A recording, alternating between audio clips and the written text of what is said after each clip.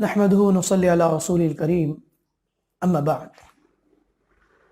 عن أبي هريرة رضي الله عنه أن النبي صلى الله عليه وسلم قال: إذا اشتد الحر فأبردوا بالصلاة فإن شدة الحر من فيح جهنم إلى آخر الحديث. رواہ البخاری. محترم سامعین، ابھی جو حدیث آپ نے سنی، اس حدیث کے اندر اللہ کے نبی صلی اللہ علیہ وسلم فرمانا چاہتے ہیں کہ اے لوگوں، جب گرمی سخت ہو جائے تو ظہر کی نماز یعنی ٹھنڈے وقت میں پڑھو، کیونکہ گرمی کی شدت جہنم کے بھاپ کی وجہ سے ہے. حضرات اور سامعین، ہم لوگ موسم گرما میں ہی، اور گرمی کی شدت دن بدن بڑھتی چلی جا رہی ہے، اور یہ وہ سورج کی تپش اور گرمی جس پر ہم باہر گلی میں یا زمین پر بغیر چپل کے اپنا پیر بھی نہیں رکھ سکتے، اتنی سخت گرمی جس کو ہم جھیل رہے ہیں. لیکن آپ کو معلوم ہونا چاہیے کہ یہ گرمی کا موسم اور سردی کا موسم جو اللہ تعالیٰ نے پیدا کیے ہیں، یہ کیوں آتے ہیں؟ سائنس آپ کو یہ کہہ سکتی ہے کہ اپریل مئی کے مہینے میں گرمی کا موسم اور جنوری فروری دسمبر کے مہینے میں سردی کا موسم، لیکن شریعت ہمیں ایک اور ریزن بتاتی ہے، ایک عقیدے کی بات ہے جس کو ماننا ہمارے لیے بہت بہت ضروری ہے. آئیے دیکھتے ہیں کہ موسم گرما کیوں اور موسم سرما کیوں. اللہ کے نبی صلی اللہ علیہ وسلم فرماتے ہیں کہ جہنم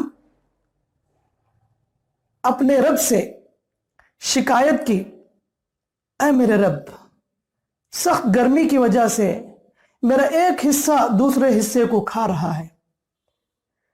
اس کے بعد اللہ نے اسے سال میں 2 مرتبہ سانس لینے کی اجازت دی کہ جہنم نے کہا: اللہ، میرا بعض حصے کو کھایا جا رہا ہے. تو اللہ تعالیٰ نے اسے حکم دیا اور اجازت دی کہ تم 2 مرتبہ سانس لو، ایک سانس سردیوں میں اور ایک سانس گرمیوں میں باہر کی طرف. نبی کریم صلی اللہ علیہ وسلم فرماتے ہیں تم لوگ گرمیوں میں جو شدید ترین جو گرمی تم محسوس کرتے ہو، یہ جہنم کے بھاپ کی وجہ سے، سانس چھوڑنے کی وجہ سے، اور کہا کہ جو تم سخت ترین سردی جو محسوس کرتے ہو، یہ جہنم کے سانس کی وجہ سے، سانس لینے کی وجہ سے. تو اللہ کے رسول صلی اللہ علیہ وسلم نے ہمیں یہ عقیدہ دیا ہے کہ یہ جہنم کی شدت کی وجہ سے اتنی گرمی دنیا میں آتی ہے، یہ جہنم کی سانس ہے. تو یہ بتایا کہ جہنم کا خوف رکھو اور اسے پناہ طلب کرو، کیونکہ وہ بہت بہت بری جگہ ہے. اسی لیے نبی نے ہمیں دعا سکھائی ہے کہ اگر کوئی بندہ 3 مرتبہ دعا پڑھے تو اللہ تعالیٰ اسے جہنم سے نجات دلاتا ہے. اللہم اجرنی من النار، اللہم اجرنی من النار، اللہم اجرنی من النار. اے اللہ، تو مجھے جہنم کے آگ سے بچا لے. یہ 3 مرتبہ جہنم سے پناہ طلب کرے اللہ رب العالمین سے. تو لہذا شریعت کے ہر مسئلے میں اللہ تعالیٰ نے اور اللہ کے نبی صلی اللہ علیہ وسلم نے ہم لوگوں کو عبرت حاصل کرنے کی تعلیم دی ہے.